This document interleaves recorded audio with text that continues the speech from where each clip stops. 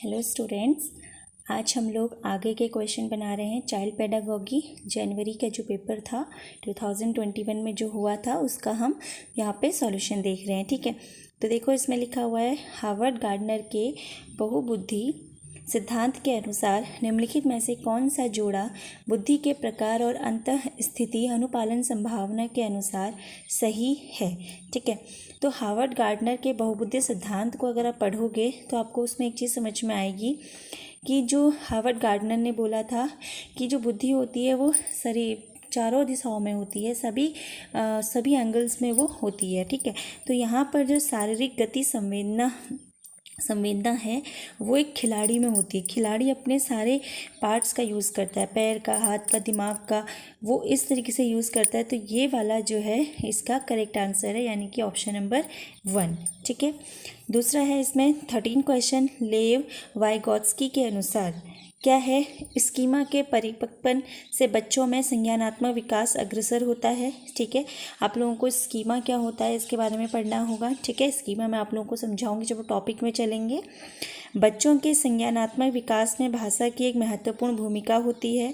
बच्चे भाषा अधिग्रहण यंत्र द्वारा भाषा सीखते हैं। बच्चों का संज्ञानात्मक विकास चरणों में होता है। ठीक है, तो देखो लास्ट के 3rd और 4th तो गलत हैं। अधिग्रहण यंत्र की जरूरत नहीं होती भाषा सीखने के लिए।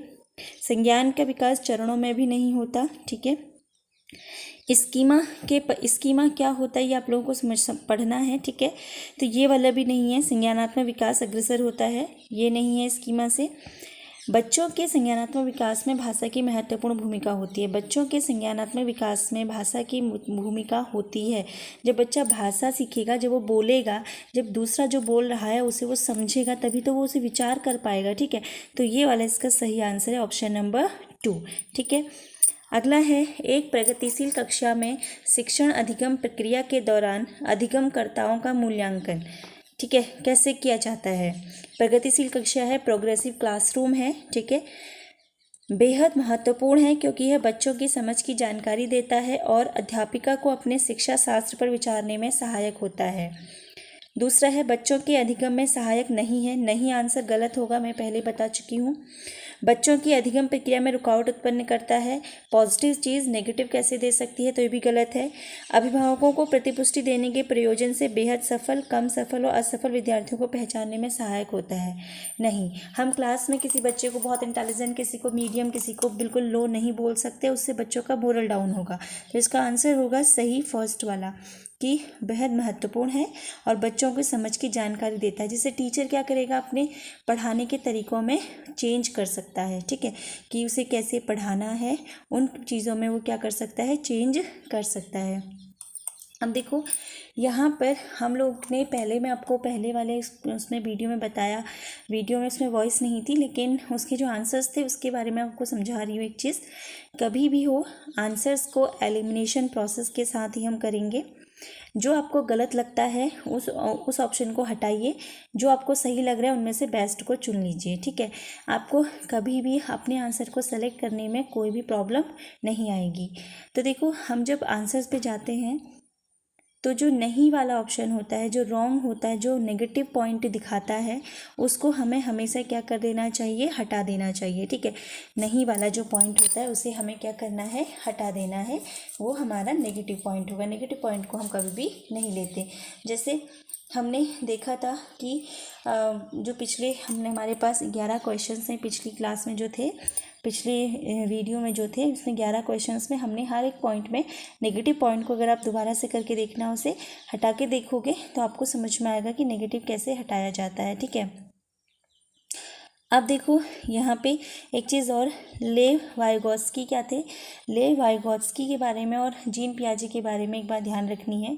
जीन पियाजे जहाँ पर चिंतन करने के बारे में बात आए, जहाँ पर संज्ञान के बारे में बात आए, वहाँ पर हमेशा ध्यान रखिए, वहाँ पे ऑप्शन जो है वो जीन पियाजे वाला करेक्ट होता है। वाइगोत्स्की जहाँ पे परिवेश के बारे में बात हो रही होती है, वातावरण के बारे में बात हो रही होती है, पर्यावरण के बारे में बात होती है, वहाँ पे वाइगोत्स्की आते हैं। ठीक है, तो तभी हमने जो क्वेश्चन नंबर 13 है उसमें वाइगोत्स्की के लिए विकास में भाषा, जो हमारा परिवेश है उसकी जो भाषा है उसको हमने करेक्ट आंसर माना है। ठीक है, अब आते हैं हम अगले क्वेश्चंस पे। नेक्स्ट हमारे पास क्या है, देखो, किस मनोवैज्ञानिक के अनुसार बच्चों में संज्ञानात्मक विकास में सांस्कृतिक, ठीक है, देखो कल्चरल एक्टिविटीज़ एक महत्वपूर्ण भूमिका निभाते हैं। तो देखो सांस्कृतिक, अभी मैंने बोला परिवेश के बारे में, भाषा के बारे में, जो हमारा समाज है उसके बारे में जो बताता है वो कौन है, लेव वाइगोत्स्की। और जो बच्चों के चिंतन के बारे में बताता है, संज्ञानात्मक के संज्ञान के बारे में बताता है, वो है जीन पियाजे। तो इसका आंसर कौन सा सही होगा, लेव वाइगोत्स्की, क्योंकि किसके बारे में बता रहे हैं, कल्चरल टूल्स के बारे में बता रहे हैं। ठीक है, कक्षा में सभी लिंग में जेंडर रूढ़िवादिता कम करने और विकास के विस्तार की संभावनाओं को बढ़ाने के लिए प्रभावशाली पद्धति कौन सी है। ठीक है, देखो जो हमारे पास जो जेंडर स्टीरियोटाइप होते हैं वो कैसे शो होता है इसमें, क्रियाकलाप के लिए मिश्रित लिंग समूह बनाना और विचार विमर्श को प्रोत्साहित करना। अगला ऑप्शन है लिंगों के जैविक अंतरों की उपेक्षा करना और उन्हें अस्वीकार करना। उपेक्षा करना एक नेगेटिव टूल है, तो इसको हम यहाँ से नेगेटिव हटा देंगे। ठीक है, समाज में चित्रित लिंग भूमिकाओं को प्रबल करना, नहीं, जब भी समाज में जो लिंग, जो जेंडर स्टीरियोटाइप है उसे हम कभी भी चिन्हित नहीं कर सकते। ठीक है, एक ही लिंग के योग्यता समूह बनाना, नहीं, एक ही लिंग के योग्यता समूह बनाओगे तो उससे क्या होगा, जेंडर रूढ़िवादिता कहाँ ख़त्म होगी वहाँ से। ठीक है, तो यहाँ पे जेंडर रूढ़िवादिता को ख़त्म करने के लिए पहला ऑप्शन सही है, मिश्रित लिंग समूह वाले क्रिया समूह बनाएंगे और वो आपस में विचार विमर्श करें, इसके लिए उन्हें प्रोत्साहित करेंगे। ठीक है, अगला है अध्यापकों को कक्षा में बहुभाषीयता को समझाना चाहिए, को डैश समझना चाहिए। जो बहुभाषिता है मतलब अलग अलग लैंग्वेज में बात करना क्या होता है, व्यवस्थागत मुद्दा नहीं, व्यवस्थागत मुद्दा नहीं मानेंगे इसे, रुकावट तो बिल्कुल नहीं, समस्या बिल्कुल नहीं, तीसरा और चौथा तो गलत है। एक गुण और साधन, बहुभाषीयता क्या है, एक गुण है, हम अलग अलग भाषा में बात करेंगे तो बच्चे भी उन चीज़ों को समझेंगे और एक वो साधन के रूप में भी प्रयोग में लाया जा सकता है। ठीक है, तो इसका आंसर एक गुण और साधन है। अब आता है अगला क्वेश्चन 18th वाला, क्या है, बाल केंद्रित कक्षा वह है जिसमें, जो बाल केंद्रित कक्षा है वह कौन सी कक्षा होती है। ठीक है, बाल केंद्रित कक्षा, और देखो एक तो होता है चाइल्ड सेंटर्ड, एक होता है टीचर सेंटर्ड। टीचर सेंटर्ड में क्या होता है कि टीचर सिर्फ अपने बारे में सोचता है, अपने पढ़ाते ले जाएगा, सिर्फ अपना ही बोलेगा, वो स्टूडेंट्स को इन्वॉल्व नहीं करता है अपने किसी भी पाठ को पढ़ने में, पाठ को समझाने में, उसमें वो कभी भी अपने स्टूडेंट्स को इन्वॉल्व करेगा ही नहीं, वो सिर्फ इन्वॉल्व करता है किसको, खुद को, इसलिए वो टीचर सेंटर्ड है। चाइल्ड सेंटर्ड में क्या होता है कि टीचर जब बच्चों बाल केंद्रित होता है, मतलब बच्चों को इन्वॉल्व करेगा, बच्चा इन्वॉल्व होगा और अपनी पठन पाठन काम में इन्वॉल्व रहेगा, उससे क्वेश्चन पूछना, उससे पढ़ने के लिए बोलना, उससे रीडिंग करवाना, उससे क्वेश्चन का सॉल्व करने के लिए बोलना, ये क्या होगा, ये बाल केंद्रित होगा। और अब देखो अध्यापक लचीला होता है, सीधी सी बात है, बाल केंद्रित है तो टीचर, यहाँ पे टीचर जो है वो इनएक्टिव की तरह काम करेगा और जो हमारा स्टूडेंट होगा वो एक्टिव होगा। ठीक है, प्रत्येक बच्चे की व्यक्तिगत आवश्यकताओं को पूरा करता है। ठीक है, चाइल्ड सेंटर्ड है तो प्रत्येक बच्चे की आवश्यकता को पूरा करेगा। ठीक है, अध्यापक केवल पाठ्यपुस्तक के ज्ञान को के लिए स्रोत के लिए उपयोग करता है, ये वाला गलत है, क्योंकि वो पाठ्यपुस्तक के ज्ञान के स्रोत के रूप में उसे यूज़ करता है तो वो उस समय पे क्या हो जाएगा आपका बुक सेंटर्ड, यानी कि जो आपकी बुक्स होती है बुक्स के बारे में ही वो बात करेगा, ऐसा नहीं है। अध्यापक बच्चों को उनकी क्षमता के आधार पर वर्गीकृत करता है, नहीं, क्षमता के अकॉर्डिंग तो कभी भी वर्गीकरण नहीं करना चाहिए क्लास में, उससे बच्चों में क्या हो जाएगा, हीन भावना प्रकट होती है। बच्चों के व्यवहार को निर्देशित करने के लिए अध्यापक पुरस्कार और दंड का प्रयोग करेगा, दंड शब्द नेगेटिव है इसलिए दंड नहीं हो सकता, इसलिए इसका आंसर होगा अध्यापक लचीला है और प्रत्येक बच्चे की व्यक्तिगत आवश्यकताओं को पूरा करता है। ठीक है, तो ये आप लोगों का क्या हो जाएगा, यहाँ पे सही आंसर हो जाएगा। क्लियर है सारे बच्चों को। तो देखो नेगेटिव हटा के हमारे पास एक या दो आंसर हमें सही लगता है, उनमें से हमें बेस्ट वन चूज़ करना होता है। तो जब हम प्रिपरेशन कर रहे हैं तो हम बेस्ट तो चूज़ कर ही पाएंगे एक या दो में से। ठीक है, तो नेगेटिव को हमेशा हटाना है हमें। ठीक, जो हमारा नेगेटिव ऑप्शन होगा उसे हटा देना है। ठीक, अब आते हैं हम आगे क्वेश्चंस में, ये है 18 क्वेश्चंस। अब आ गया 19वां क्वेश्चन, क्या होगा, देखो, पठन वैफल्य बच्चों की पहचान किस प्रकार की जा सकती है। देखो, डिस्लेक्सिया जो हमारे पास बच्चों में जो ये बच्चे कभी उनमें अफेजिया होता है, डिस्लेक्सिया होता है, तो ये जो भी गुम होते हैं बच्चों में, ये पठन वाले बच्चों, पठन वैफल्य जो डिस्लेक्सिया है वो कैसे आइडेंटिफाई किया जाता है। ठीक है, तो डिस्लेक्सिया में क्या होता है, आप पीछे मेरी वीडियोस देखिएगा, उनमें आपको एक वीडियो मिलेगा जिसमें आप लोगों को पता चल जाएगा कि ये जो डिस्लेक्सिया है, अफेजिया है, ये जो बनते हैं इनको कैसे हम लोग पहचानते हैं। ठीक है, तो जो डिस्लेक्सिया होता है उसमें क्या होता है, उनके पढ़ने और लिखने की कौशलता के विश्लेषण से। डिस्लेक्सिया में जो होगा वहाँ पे पढ़ना और लिखना दोनों ही जो है यहाँ पे यूज़ होते हैं।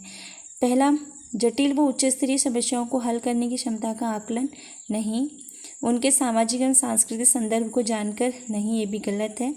पूर्ण शारीरिक स्वास्थ्य परीक्षण द्वारा, ये भी गलत है। तो इसमें पढ़ने और लिखने की कौशलता के विश्लेषण से जो है हम लोग इसे पहचान सकते हैं। ठीक है, अगला आता है, आंशिक दृष्टि वाले विद्यार्थियों के लिए निम्नलिखित में से कौन सी अधिगम सामग्री उपयुक्त नहीं है। जो आंशिक दृष्टि, जो कम देखते हैं बच्चे, तो सीधी सी बात है, बड़े आकार में मुद्रित पुस्तकें सही है, त्रिविमीय नक्शे और चार्ट सही है, बोलती पुस्तकें, कम देख रहा है तो बोलना तो सुन सकता है ना, तो ये भी सही है। छोटी मुद्रा वाली वो कार्यशीट जो है उनके लिए सही नहीं है। ठीक है, तो ये सही आंसर होगा। समावेशी शिक्षा के पीछे अंतर्निहित विचार क्या है। समावेशी शिक्षा में बोला जाता है कि सभी बच्चों को समान शिक्षा प्राप्त करने का अधिकार है।